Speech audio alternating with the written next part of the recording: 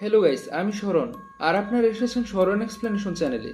এখন আপনারা ঘরের আলো নিভিয়ে কানে ইয়ারফোন লাগিয়ে বসে পড়ুন, কারণ এখন শুরু হবে এক ভয়ানক গল্প। আজকে আপনারা দেখতে চলেছেন 1984 সালে নির্মিত ফ্রাইডে দ্য 13 মুভির চতুর্থ পার্ট, দ্য ফাইনাল চ্যাপ্টার। এই পার্টে ফাইনাল শব্দটা এজন্যই ব্যবহার করা হয়েছে কারণ স্টুডিও সিদ্ধান্ত নিয়েছিল যে এই পার্টের মাধ্যমে জেসনের গল্প শেষ করবে, মানে জেসনকে এই পার্টেই মারবে। এখন জেসন কি মারা পড়বে? আর যদি মারা পড়ে তাহলে কিভাবে মারা পড়বে তা জানতে হলে সম্পূর্ণ ভিডিওটি না টেনে দেখুন। তো আর সময় নষ্ট না করে যাওয়া যাক মুভির জগতে। তো কাহিনীর শুরুতে আমরা জ্যাসনকে দেখতে পাই। তৃতীয় পার্টের একদিন পর পুলিশরা জ্যাসনকে খুঁজে পায়। জ্যাসনকে মৃত ভেবে পুলিশরা জ্যাসনকে মর্গে নিয়ে যায়, কিন্তু সেখানকার টার্কি কর্নার এক্সেল নার্সের সাথে বাটাবাট করতে ব্যস্ত হয়ে যায়। তারা বাটাবাট করতে এতটাই মগ্ন ছিল যে তারা বাটাবাট করতে করতে জ্যাসনের লাশের কাছে পৌঁছে যায়। আর হঠাৎ করে জ্যাসনের এই হাত নার্সের গায়ে লাগে, যেটা দেখে নার্সের অবস্থা খারাপ হয়ে যায়। কারণ টিভিতে নিউজে জেসনের সব কর্মকাণ্ড বলা হচ্ছিল, এজন্য এত ভয়ানক খুনির স্পর্শ লাগলে তো যে কেউ আতঙ্কিত হবে। নার্সের চলে যাওয়ার পর এক্সেল টিভিতে নিউজ চ্যানেল পাল্টে 18+ ড্যান্স দেখতে শুরু করে। ঠিক তখনই পেছন থেকে জেসন এসে করাত দিয়ে এক্সেলের গলা কেটে গার মুটকে এক্সেলেরও গেম ওভার করে দেয়। এরপর নাম্বার আসে নার্সের। জেসন সময় নষ্ট না করে পোস্টমর্টমের কাজ শুরু করে, আর এরপর নার্সও পটল তুলে। মর্গে নার্সদের গেম বাজানোর পর জেসন ওখান থেকে পালিয়ে যায়। এরপর আমরা একটি জার্ভিস নামক ফ্যামিলিকে দেখতে পাই, যেখানে ছিল ট্রিসের মা জার্ভিস আর ট্রিসের ছোট ভাই টমি। টমির ভিডিও গেম খেলা আর মনস্টারদের মাস্ক বানানো অনেক পছন্দ, আর অন্যদের বাড়িতে উকি মারাও। এরপর আমরা 6 টিনেজারদের দেখতে পাই, পল, স্যাম, সারা, ডাক, জিমি আর টেট।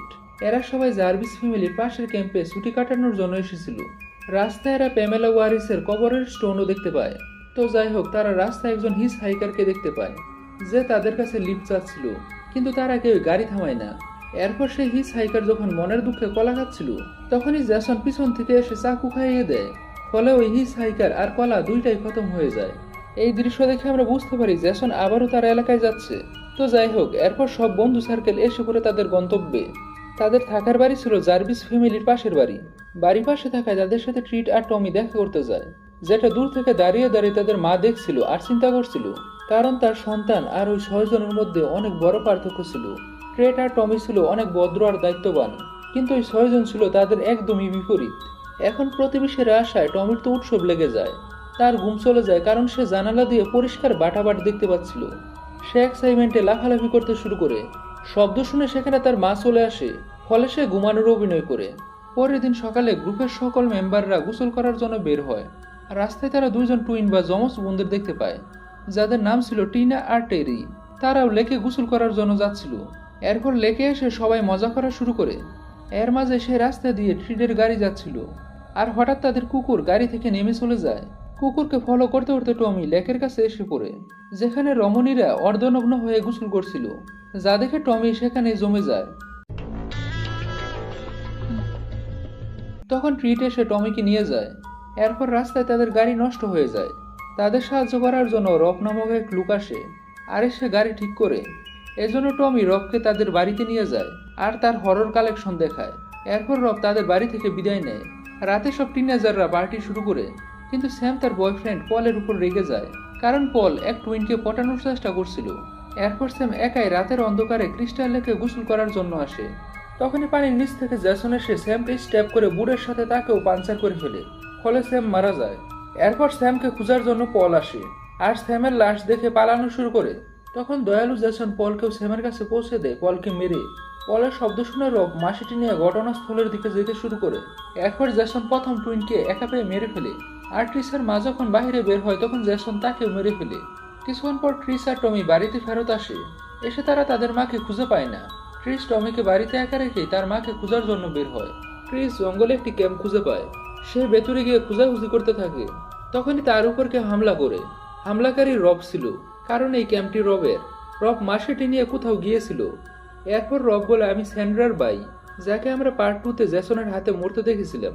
রব এখানে এসেছে জ্যাসনকে মেরে বদলা নেওয়ার জন্য। অন্যদিকে জ্যাসন দা কঠোর পরিশ্রমিক নিজের কাজ করতে থাকে।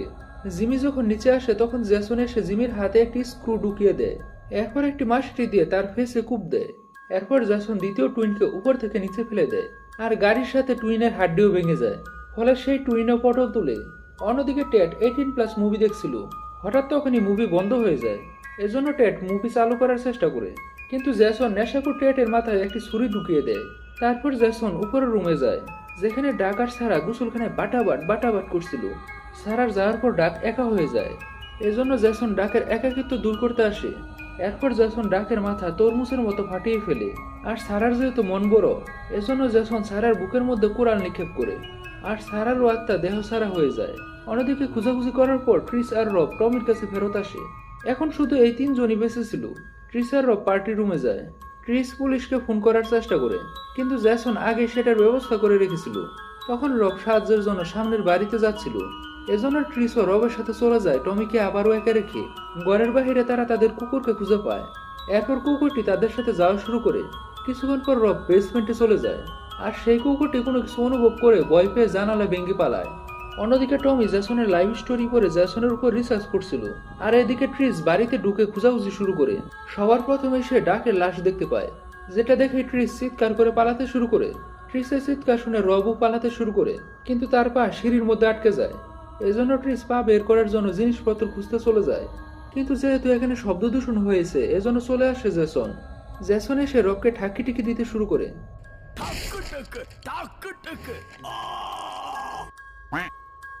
যেটা দেখে ট্রিস সাহায্য করার জন্য আসতে শুরু করে। কিন্তু রব ট্রিসকে পালাতে বলে, যেটা শুনে ট্রিস পালাতে শুরু করে।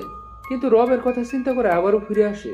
তখন তাকে ওয়েলকাম করে জ্যাসন, তবে ট্রিস জ্যাসনের হাতে আঘাত করে পালায়।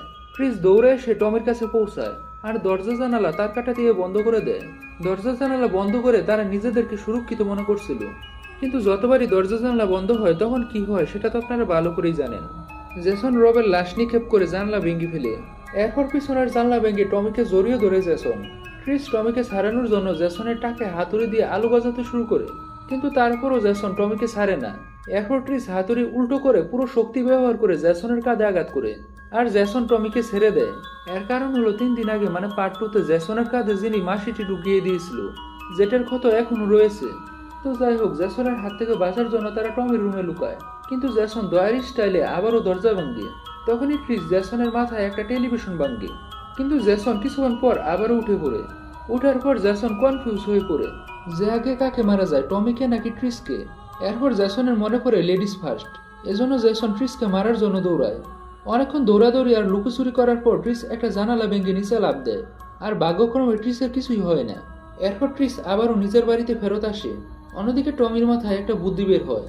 টমি ন্যাড়াবেল হয়ে ছোট জ্যাসনের মতো সাজার চেষ্টা করে। অন্যদিকে জ্যাসন আবার ট্রিসের কাছে চলে আসে।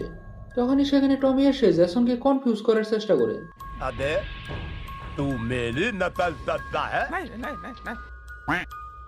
এই সুযোগে ট্রিস একটা মাসটি জ্যাসনের মুখে মারে। এর ফলে জ্যাসনের মাস্ক খুলে যায়। জ্যাসনের হ্যান্ডসাম চেহারা দেখে ট্রিস ভয় পেয়ে যায়। এরপর টমি ওই মাসটি উঠিয়ে জ্যাসনের ফেসে আঘাত করে তার টাক ফাটিয়ে ফেলে, আর জ্যাসন নিচে মরার মতো পড়ে যায়।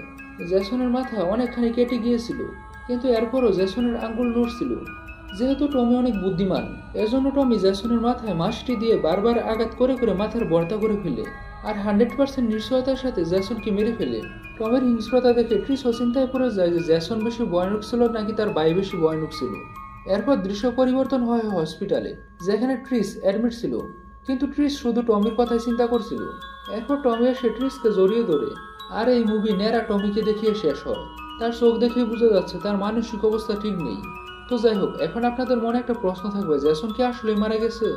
এর উত্তর হলো হ্যাঁ, জ্যাসন আসলে এই মুভিতে মারা পড়েছে। কিন্তু এর মানে কি এই মুভি সিরিজ এই মুভির মাধ্যমে শেষ? এর উত্তর হলো অনেক বড় না। এই পার্টের মাত্র 1 বছর পরই পরবর্তী part 5 the new beginning release করা হয়েছিল, যেখানে আমরা আবারও জ্যাসনকে দেখতে পাবো।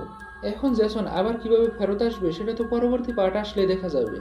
আর ফ্রাইডে দ্য 13-এর পার্ট 2, পার্ট 3 এবং পার্ট 4-এর কাহিনী শুধুমাত্র 5 দিনের। এর মানে জ্যাসন মাত্র 5 দিনে 34 জন লোকের লঙ্কা লাগিয়েছে, মানে মেরেছে আর নিজেও ফটো তুলেছে।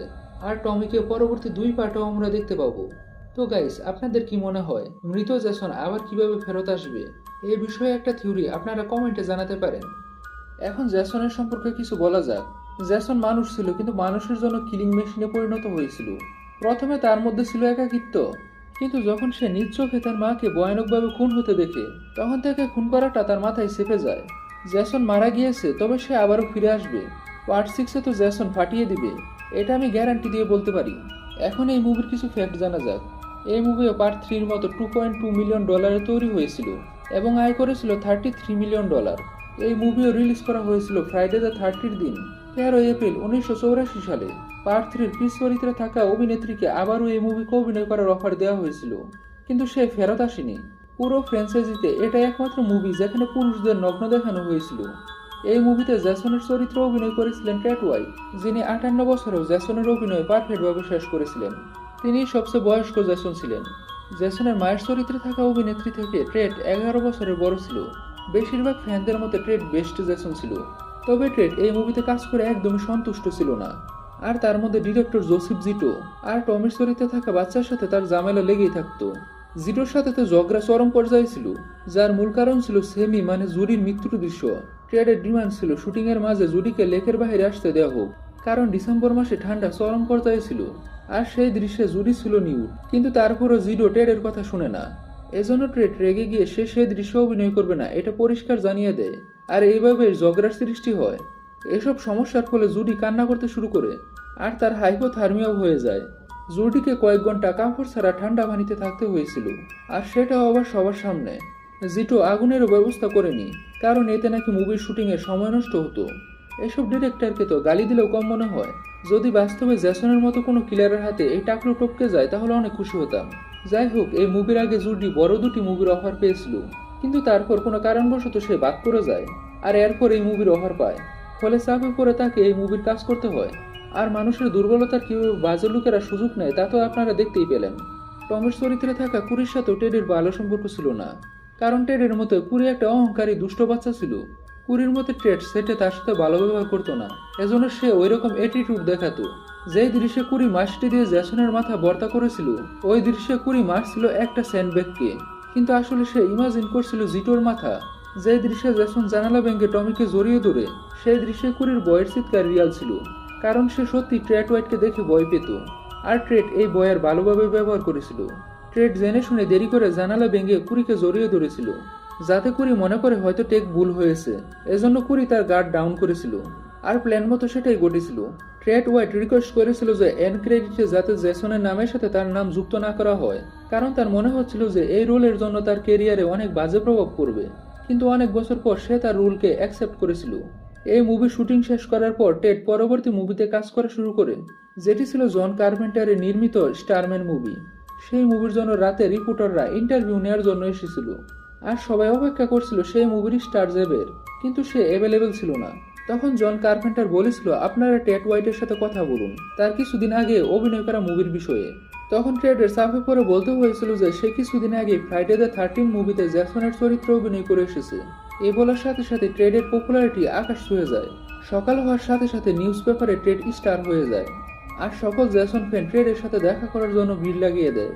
পিটার বার্টনকে ডাকের চরিত্রে অভিনয় করার জন্য রাজি করিয়েছিলেন সেকেন্ড পার্টে থাকা জিমি মানে ইমিস্টল। এই মুভির জন্য পিটার বার্টন শুটিং সেটে তার মাথায় আঘাত পেয়েছিল। এই মুভির জন্য অন্য এক এন্ডিং রাখা হয়েছিল যা পরবর্তীতে ক্যান্সেল করা হয়। সেই এন্ডিংয়ে পরবর্তী সকালে পুলিশটা এসে পড়তো। তখন ক্রিস পুলিশকে ডেকে আনার জন্য টমিকে বাইরে পাঠাতো, আর এরপর সে উপরের রুমে চলে যেত, যেখানে বেডটাবে সে তার মায়ের লাশকে খুঁজে পেত। লাশের সাদা চোখ হঠাৎ খুলে যেত, আর পেছন থেকে জ্যাসন আসতো ট্রিটকে মারতে, আর তখনই তার চোখ খুলতো হসপিটালে, একদম ফার্স্ট পার্টের এন্ডিং এর মতো। এই মুভির পোস্টারে জ্যাসনের বাঁ চোখে চাকু ঢুকানো ছিল, কারণ মুভির শেষ দিকে জ্যাসনের বাঁ চোখ পুরোপুরিভাবে কেটে যায়। মুভির শেষ দিকে আপনারা যে জ্যাসনকে পটল তুলতে দেখেছিলেন সেটি টম সাবিনির তৈরি করা একটি রিমোট কন্ট্রোল পাপেট ছিল, যেটা টম সাবিনি কন্ট্রোল করছিল।